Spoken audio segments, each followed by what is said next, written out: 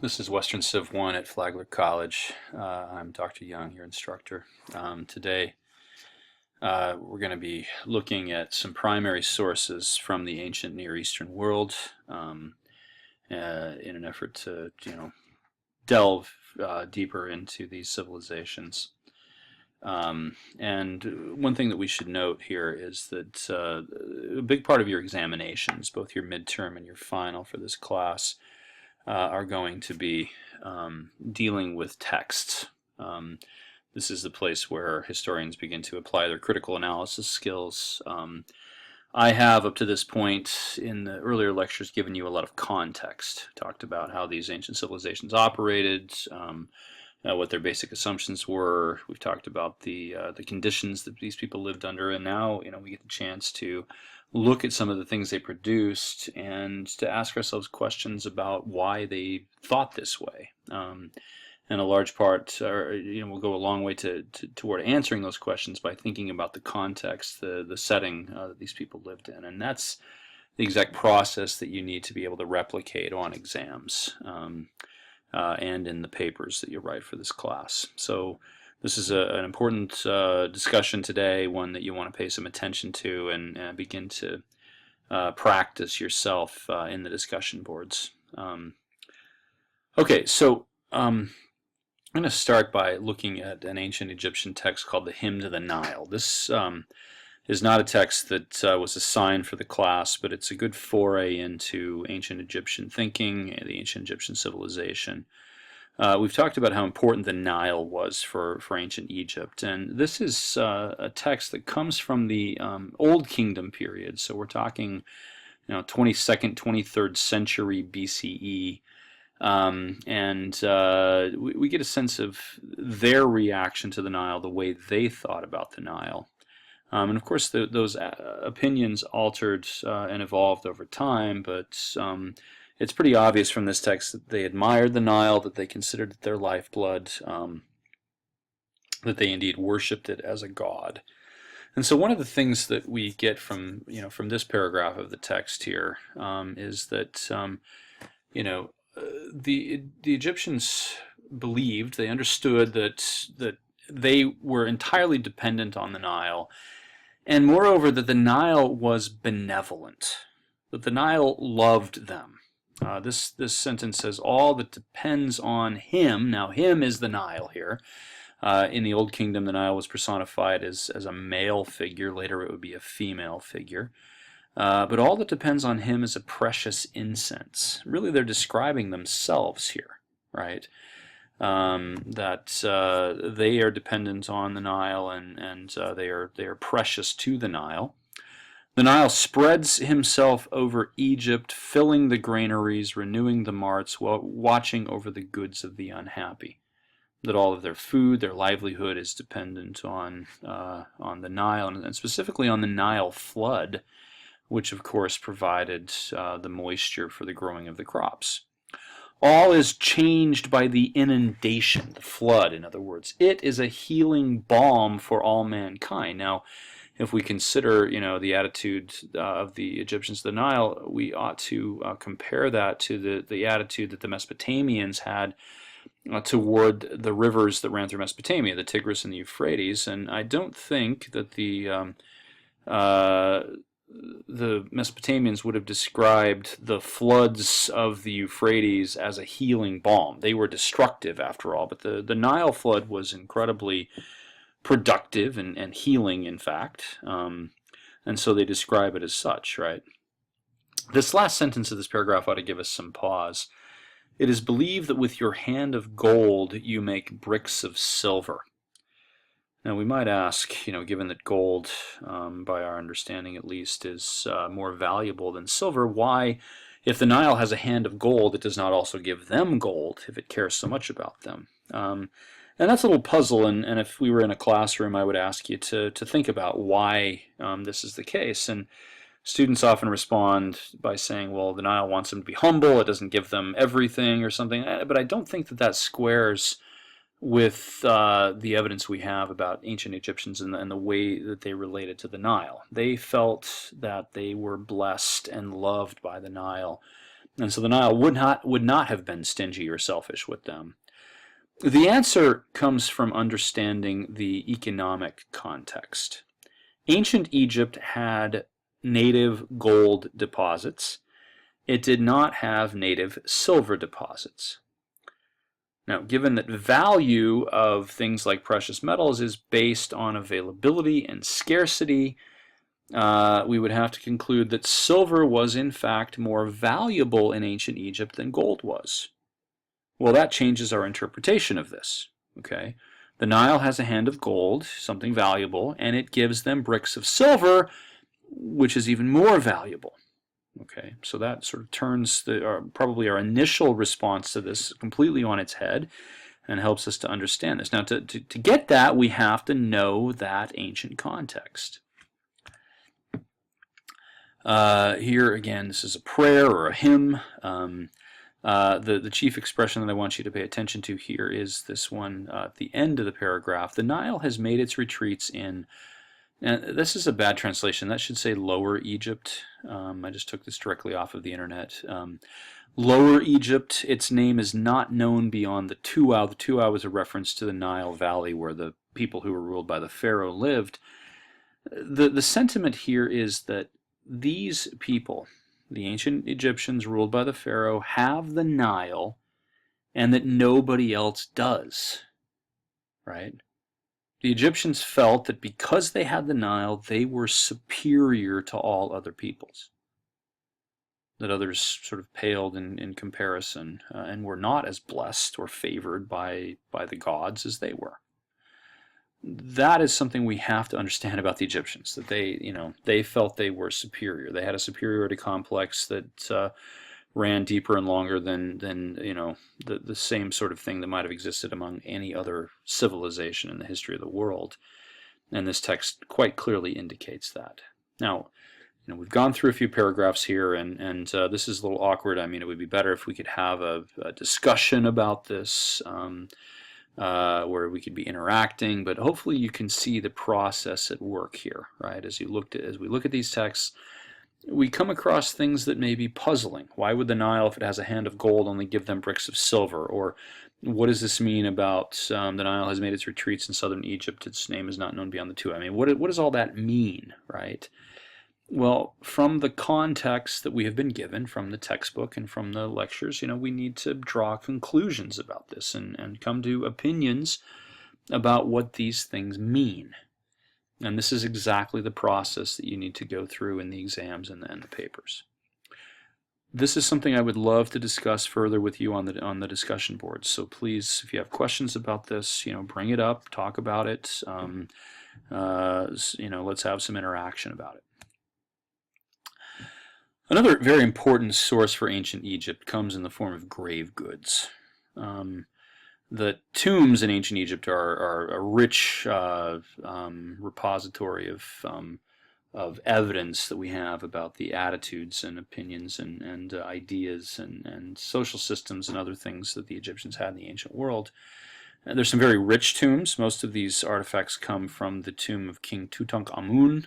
This is his famous golden sarcophagus down here.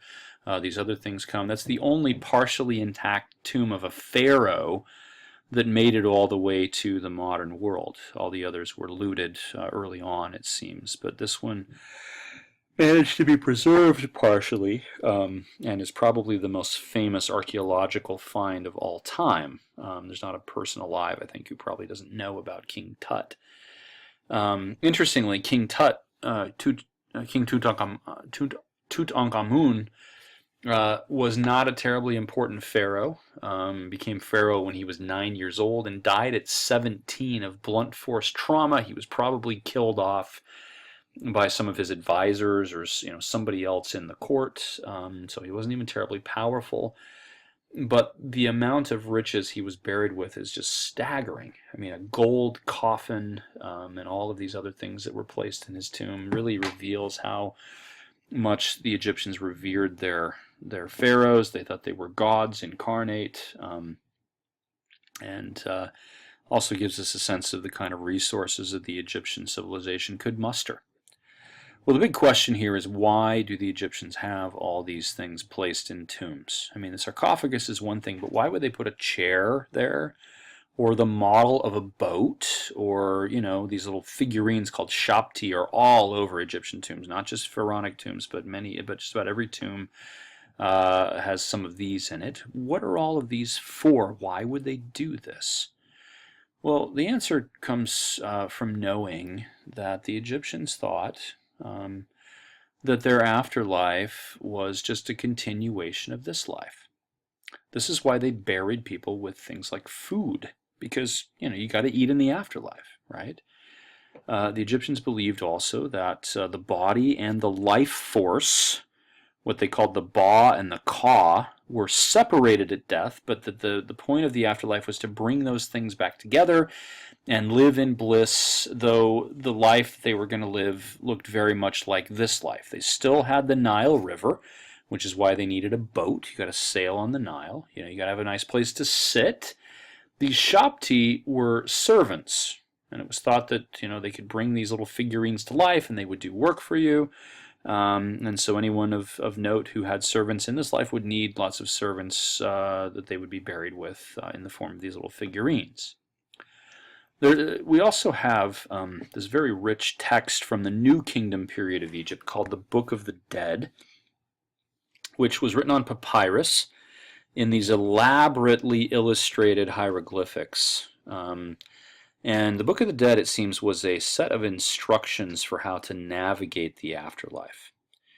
And it reads, I mean, it's not actually very good reading. It's just a set of scenarios that if the dead person encounters such and such in the afterlife, then they should do this. And usually these come, what they should do is, it comes in the form of little incantations, little spells that they would recite, and that the problem would go away. And so one chapter in the Book of the Dead is if somebody asks you to do work in the afterlife, you say this spell, and you know, they'll leave you alone. If you encounter a snake or a crocodile, or somebody wants you to eat or drink something terrible or something like that, then say this incantation and that'll go away, right? So that's what the Book of the Dead consists of. Maybe the most important part of the Book of the Dead concerns this image right here, which depicts the weighing of the heart.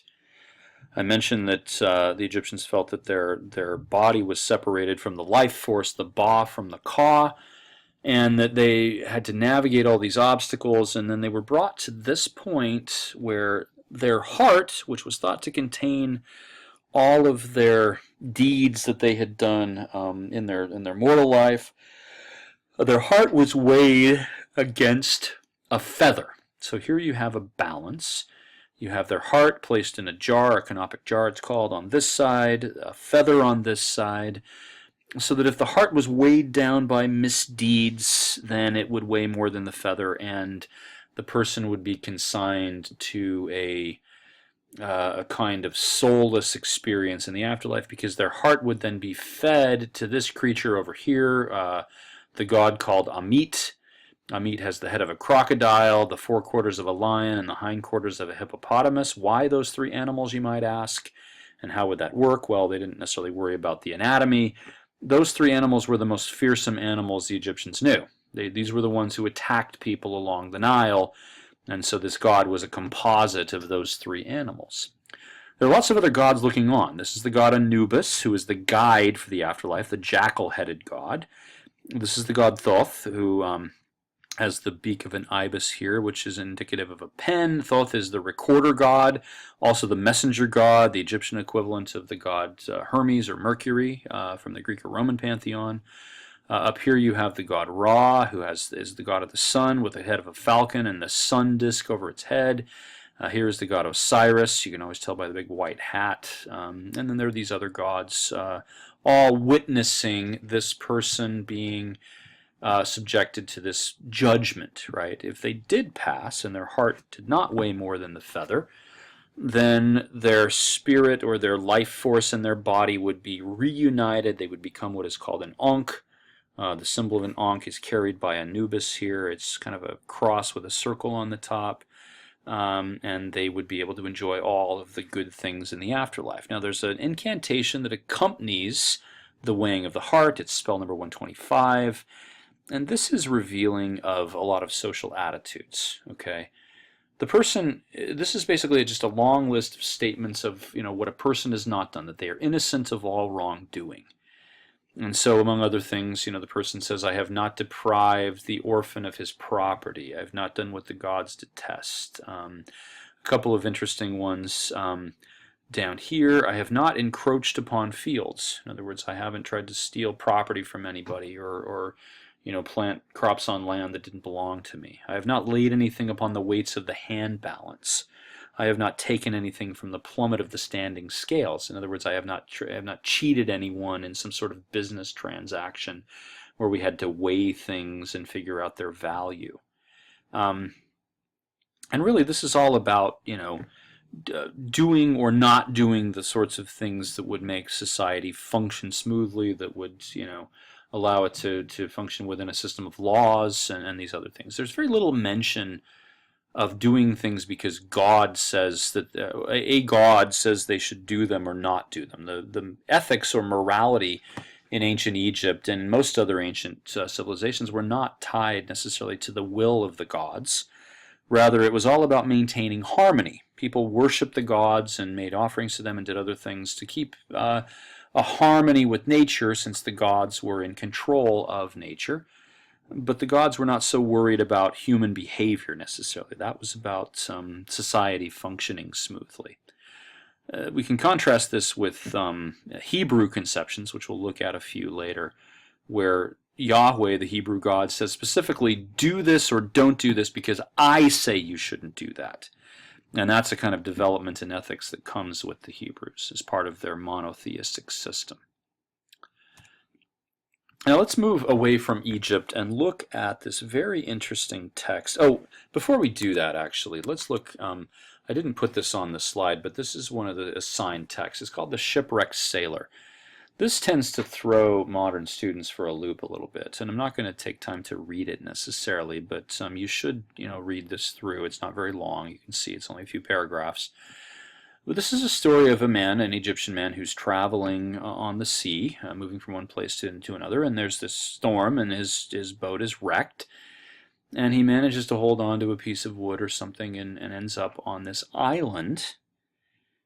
And you're thinking, okay, this is setting up to be a really good story. It's like Tom Hanks in Castaway or Robinson Crusoe or something like that.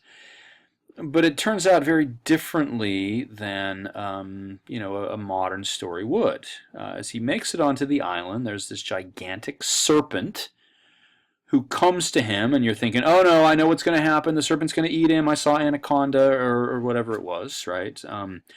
But the serpent simply says to him, oh, you poor dear, what has brought you, little one?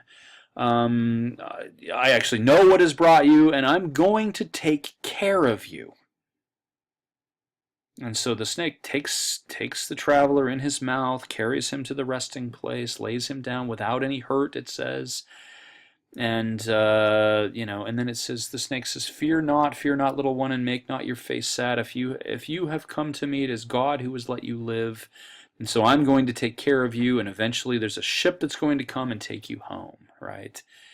And you are on this island where nothing is lacking. It's filled with all good things. And again, the modern person is thinking, oh great, the snake is just going to fatten him up and then is going to eat him. But that's not what happens at all.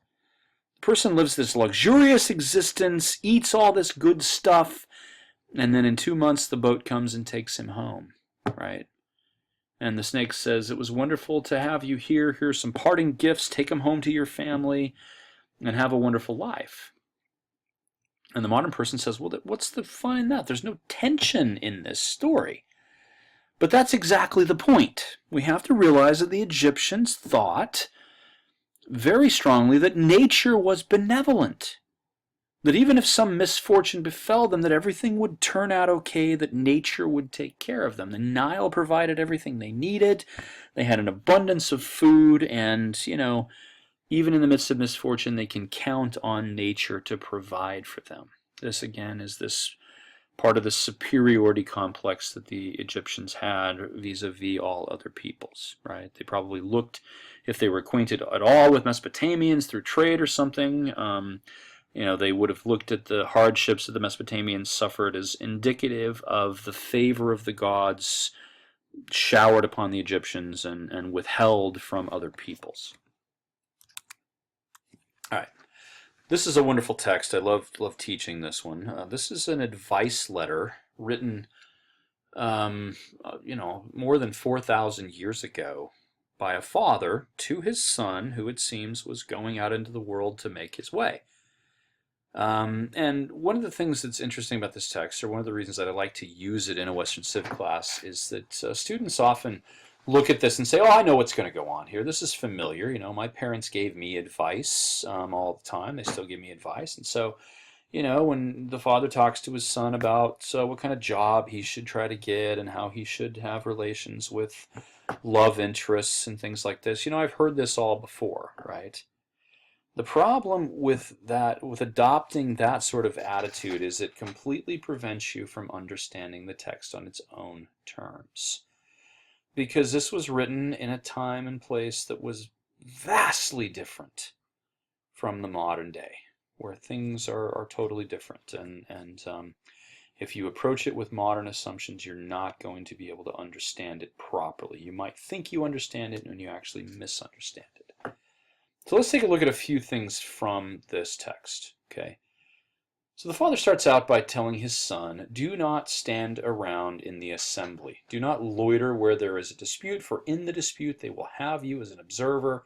Then you will be made a witness for them, and they will involve you in a lawsuit to affirm something that does not concern you. In case of a dispute, get away from it, disregard it. If a dispute involving you should flare up, calm it down. A dispute is a covered pit, a wall which can cover over its foes. It brings to mind what one has forgotten and makes an accusation against a man.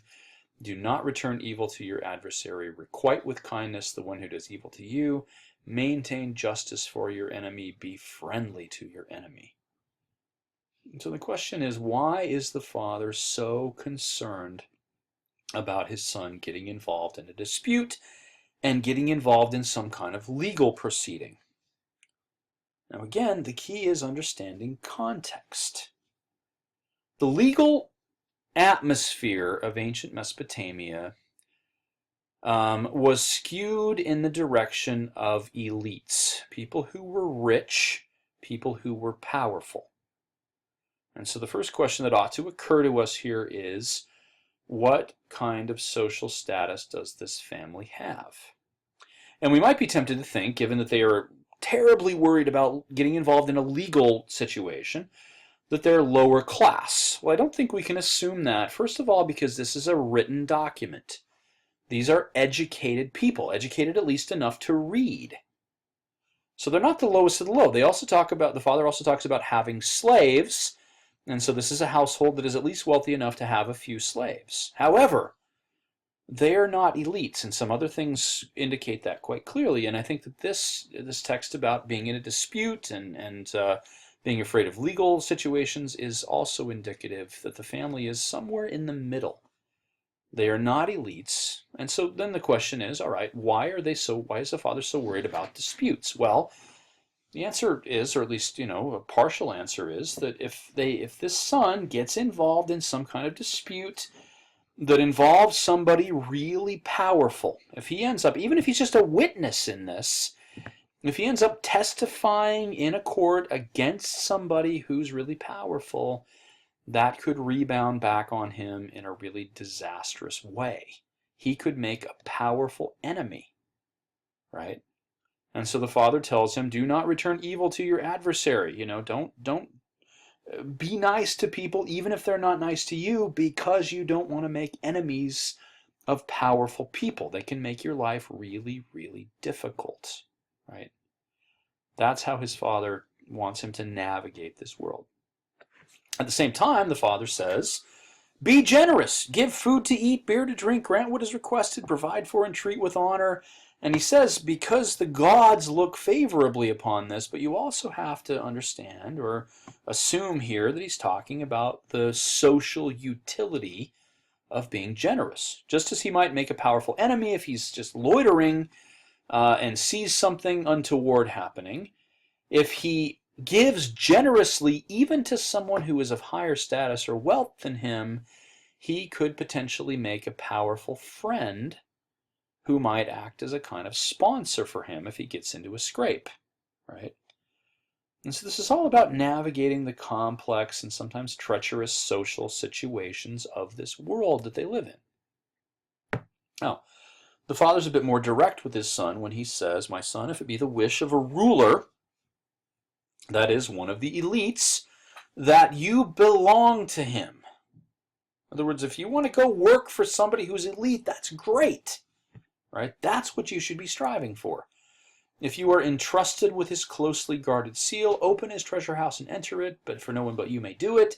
And then he says, but do not embezzle anything from your employer, right? Because you're going to be found out, and then you're going to be thrown onto the mercy, or rather the lack of mercy, of the legal setting, right? And so this gives us a lot of indication, again, about the family's social status, right?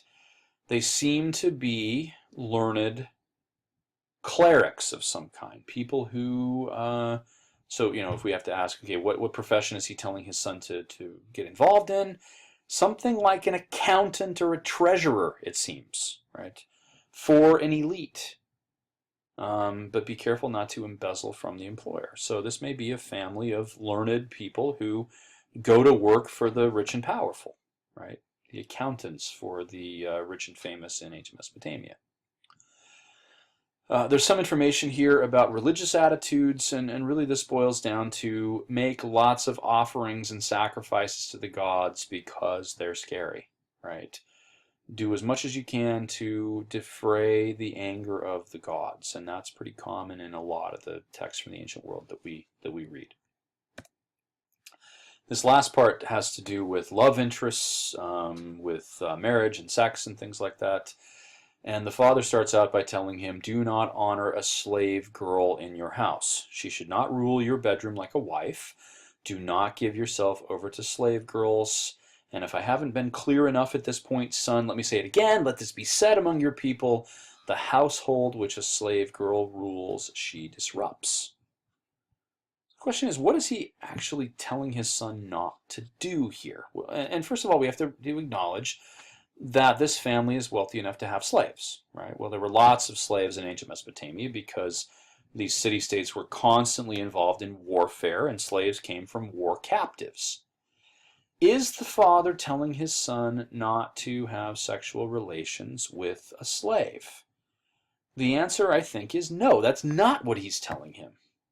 The son is free to go and do that. What he does want his son to avoid is falling in love with a slave and giving her position in the household.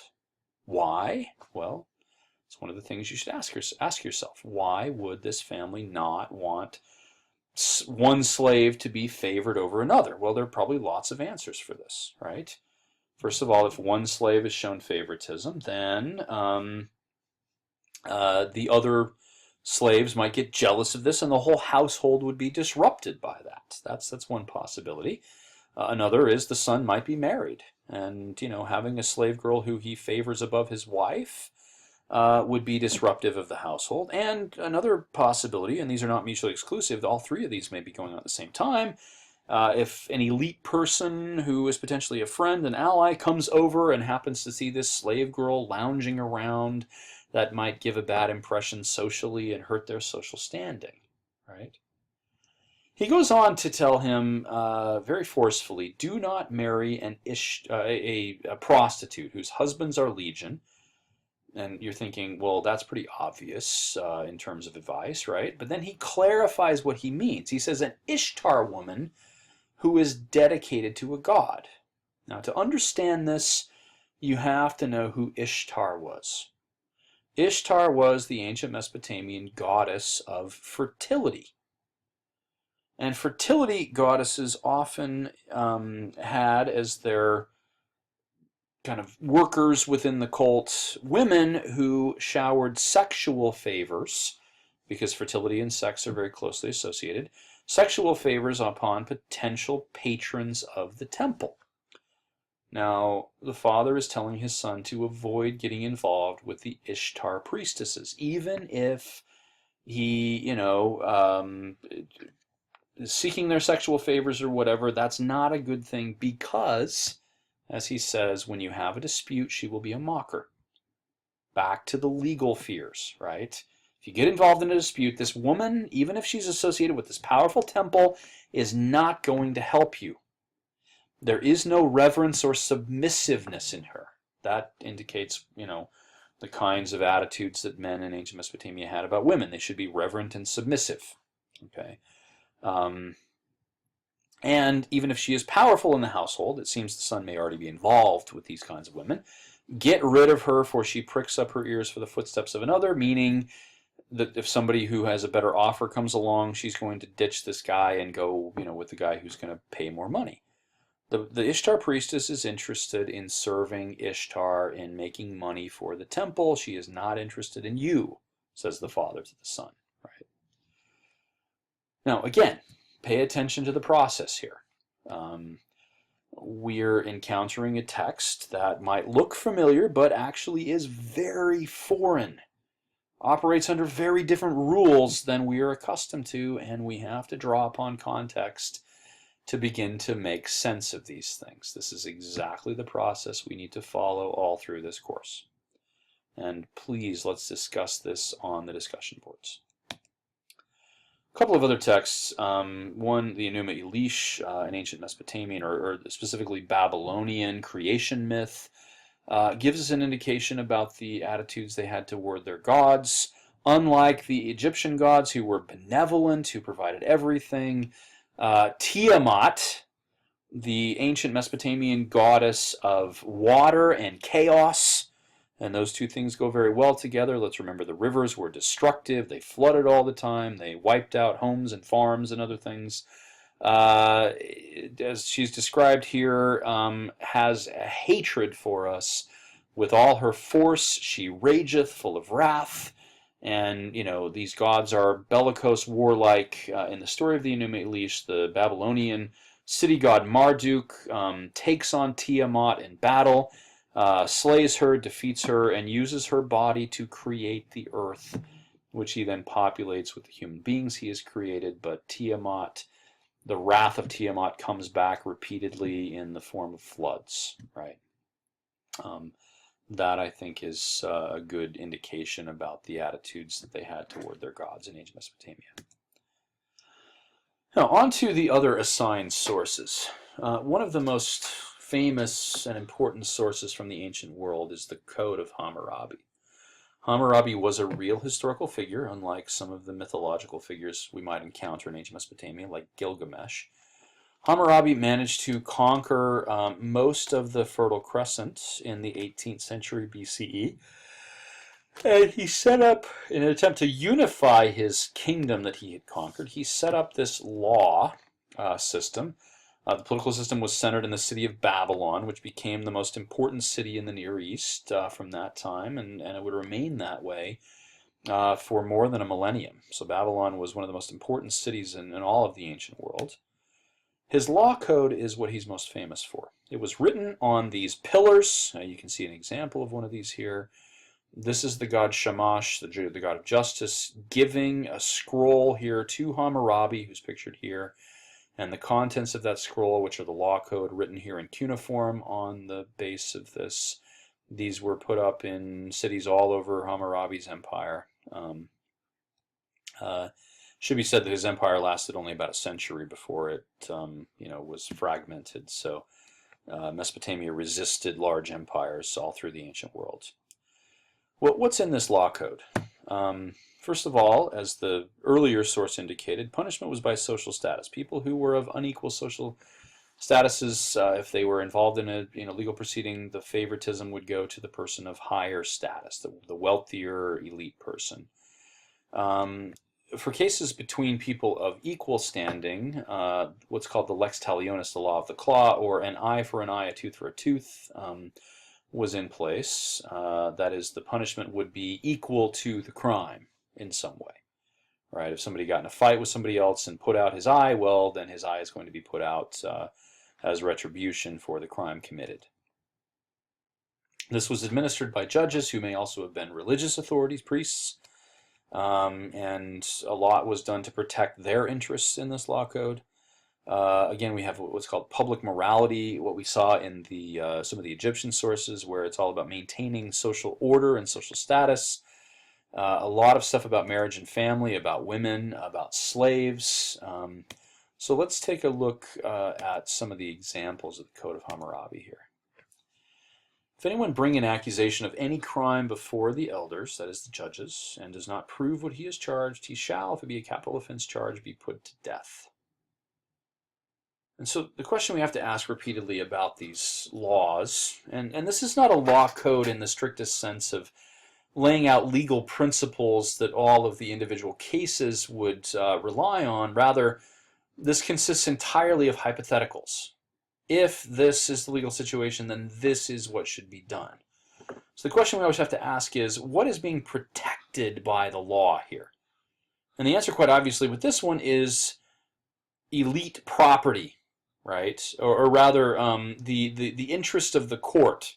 The court does not want its time wasted. The judges do not want to hear frivolous litigation, and so they make it so that one has to prove in ironclad fashion what one has charged in order to have judgment go in their favor, of course, unless they're of elite status. I think about all the frivolous litigation that could be avoided if the damages that were being sought rebounded upon the plaintiff. I'm not saying this is a good legal situation. I'm just saying that's how the ancient Mesopotamian system operated. If anyone steal the property of a temple or of the court, he shall be put to death. No questions. This is sort of do not pass go, do not collect $200, go straight to your execution, right? And so, this is very straightforward. What's being protected here? Well, it's the elites, right? It's not just the person who steals it, it's also the person who manages to get their hands on it after the thief gets rid of it. If they're found with this stolen property, they also get put to death. So you do not want to traffic in stolen goods or goods on the black market here. It's going to be, it could be potentially disastrous for you to do that. Lots of stuff about women, as I said, okay? If a man's wife be surprised, that is, caught in the act of having an affair with another man, both shall be tied and thrown into the water. Water, a fitting place to kill somebody, right? But, and this is a really important conjunction here, the husband may pardon his wife and the king his slaves. And I want to try to unpack that last clause there, okay?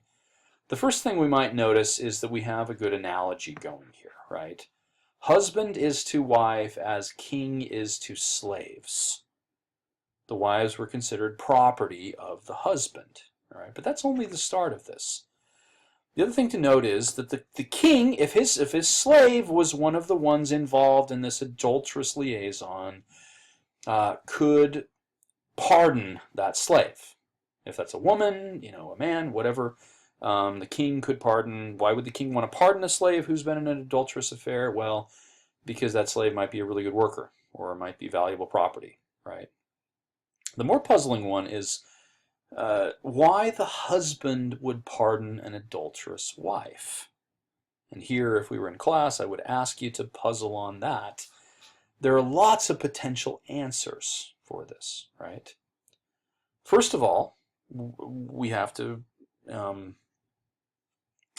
assume that marriages were not always among social equals. Say the husband is of a lower status than his wife, and he decides to allow her to be executed.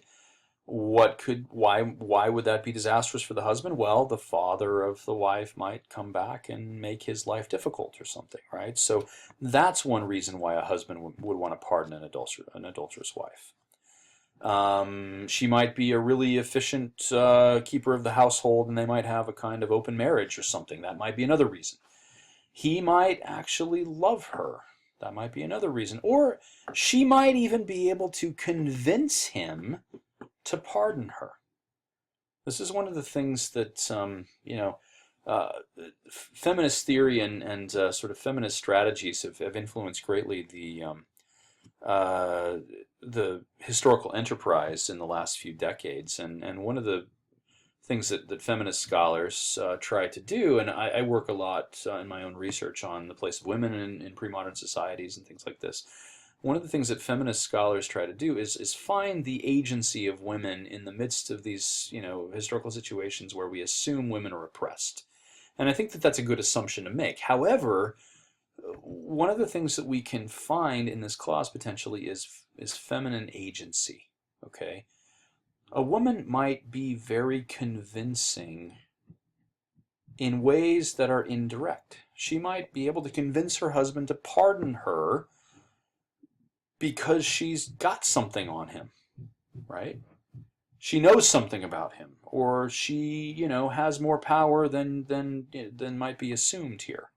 And so there's some wiggle room, so to speak, double entendre not intended there, wiggle room for the woman in a situation like this.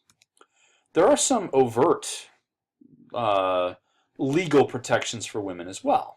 Here's one. If a man wishes to separate from a woman who has borne him children, or from his wife who has borne him children. The key here is that she has borne him children, not that they're actually married, right? Then he shall give that wife her dowry. That is the part of the inheritance that came with her from her family into the marriage. And she receives a part of the usufruct of field, garden, and property, that is the ability to make money off of that, so that she can rear her children.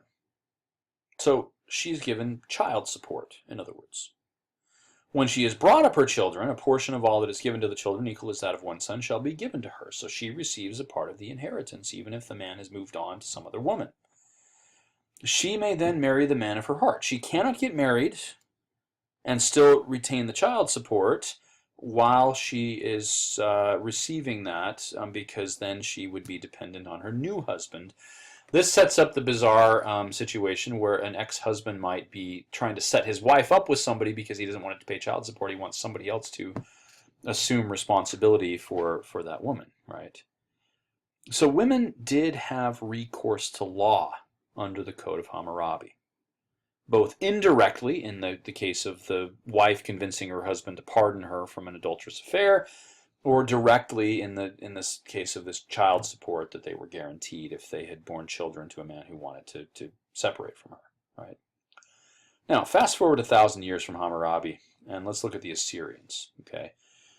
First of all, we noted about the Assyrians that they were an intensely warlike people. A lot of their texts are indicative of this. They're chronicles of their great deeds of their conquering kings, and they go into great detail about the losses they inflicted upon their enemies. I crushed their corpses of their warriors in the battle that caused their overthrow.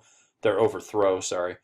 I made their blood to flow over all the ravines and high places of mountains. I cut off their heads and piled them up at the walls of their cities like heaps of grain. And they sort of revel in this gore, right, that they caused for other people. Their law code matches this brutal outlook. And as we can see, women suffer a great deal. The Code of the Assyrians deals with a lot of the same sorts of issues that the Code of Hammurabi did, but we can detect the warrior mentality in this law code. Women in this situation had almost no recourse to law. All pride of place legally was given to men who were warriors, right? So, if a woman bring her hand against a man, they shall prosecute her, she pays a fine, and they inflict blows upon her. I don't know what bringing her hand against a man means exactly. Does she slap him, hit him, whatever it is, but it's prosecuted. One of the things that should give us pause here is that the currency of the Assyrians was made of lead. Now, why is that the case? And this is one to puzzle over. I would leave you, but I don't want to leave you without an answer here. Often, these very warlike societies in the ancient world had currencies of base metals because they did not want their people being interested too much in trade.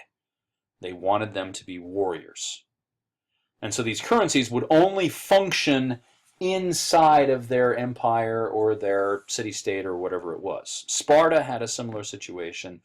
Sparta their currency was made of heavy iron bars, not something you could take out of the city and trade with the Athenians or something like that. So the currency of lead actually makes quite a bit of sense for a society that is trying to incentivize their people not into trading or becoming interested in the accumulation of wealth, but rather in fighting and conquering.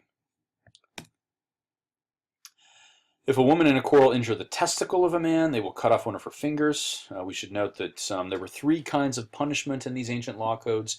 They didn't tend to build expensive prisons. They didn't keep people in prison, so imprisonment is not a punishment.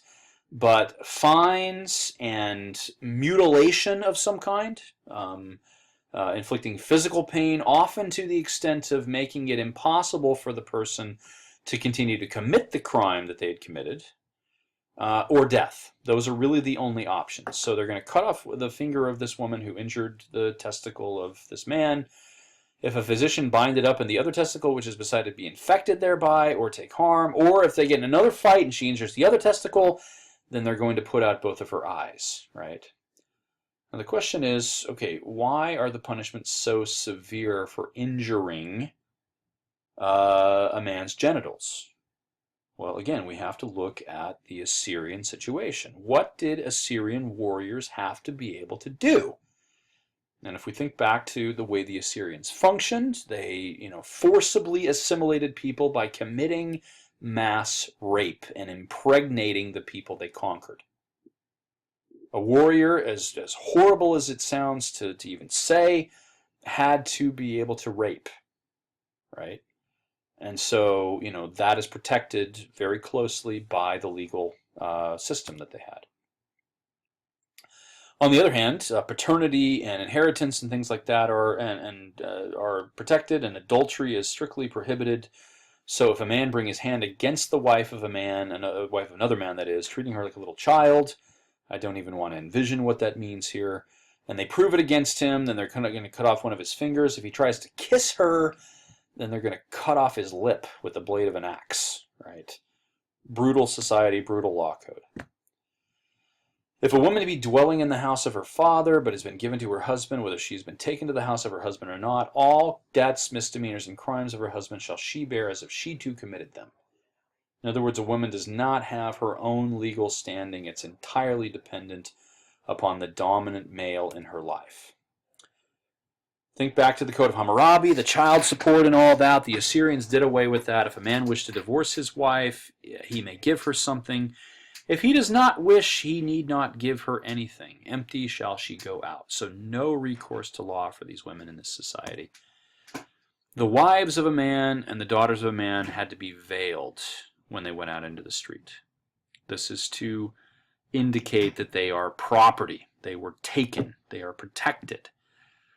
Prostitutes and maidservants, however, did not belong to anyone in particular. In fact, they were like public goods.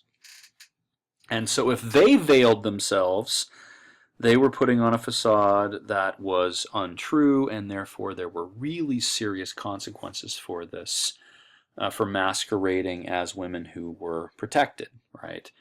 They inflicted 50 blows on them, poured bitumen, had as hot sulfurous coal on their heads, and took away their clothes, which meant really that prostitutes were not able to ply their wares anymore, right? They would be disfigured, their clothes would be taken, they, would use to allure men, and so, they were rendered pretty much social outcasts as a result of all this. I don't think any of us would want to live under the Assyrian law code or in Assyrian society. I think that's a pretty safe bet here.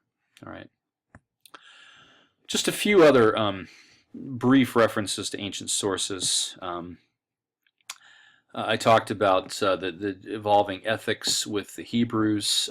Here in the Ten Commandments, famous text from the book of Exodus in the Hebrew Bible, we can see that God is pronouncing these, as essentially the basis of their laws by saying, do these things or don't do these things because I say you shouldn't do them. And the first of the commandments is, you shall worship only me, right? You shall have no other gods before me. Well, that doesn't acknowledge that the other gods are fake. It's just you were only to worship me. Again, in later texts in the Hebrew Bible, we get the sense that these other gods are fake, right? But not yet at this point. Now, last bit here for this lecture, and this is kind of thrown into this lecture on sources, but I want to fit it in here because we're going to move on and talk about the Greeks in the next lecture. The Persians were arguably the most successful of all of these Iron Age empires.